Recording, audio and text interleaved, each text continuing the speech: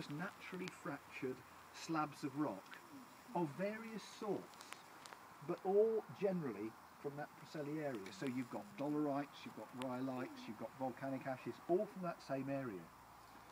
And they're just simply brought here as slabs and set up in this circle. One thing you do have to bear in mind is that there would have been a huge contrast between these stones. Those sarsen would have been very, very pale, sort of straw, creamy colour.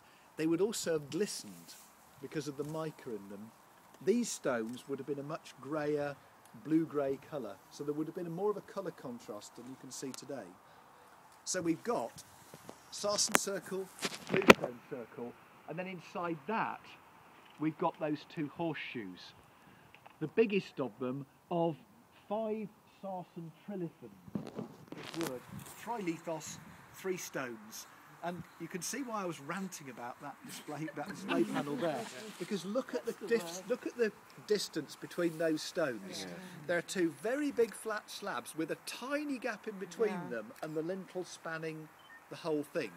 They're very different to the outer structure where the gaps are much wider.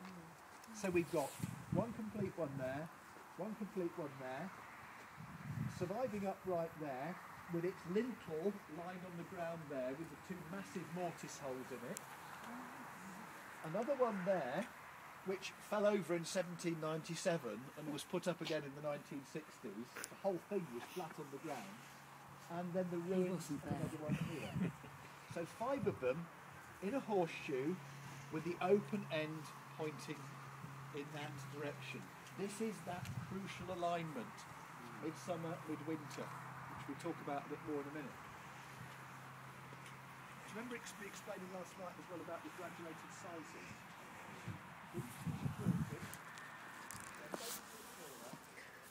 And that's the way they would have marched down there apparently, because the avenue continues out past that stone. And I'm very happy to be inside. Would you like to come back inside Stonehenge? It's a very rare occasion. Courtesy of Lindum Heritage. I'm going to take you in again. Private tours only. Different sorts of stones. If you look around, you've got a very nice smooth stone and a rougher one. A smooth one and a rougher one. Smooth rough, and this was smooth rough. Now, it's quite deliberate, but what does it mean? Some people have suggested that it's maybe a male-female juxtaposition. The tall, elegant ones, the males. The lumpy, misshapen ones, the female ones.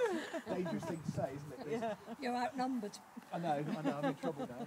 You know, there's definitely a deliberate element to this, and we'll see this again at Avebury tomorrow, where they've chosen different shapes of stones and juxtaposed them around the circles and down the line of the avenue.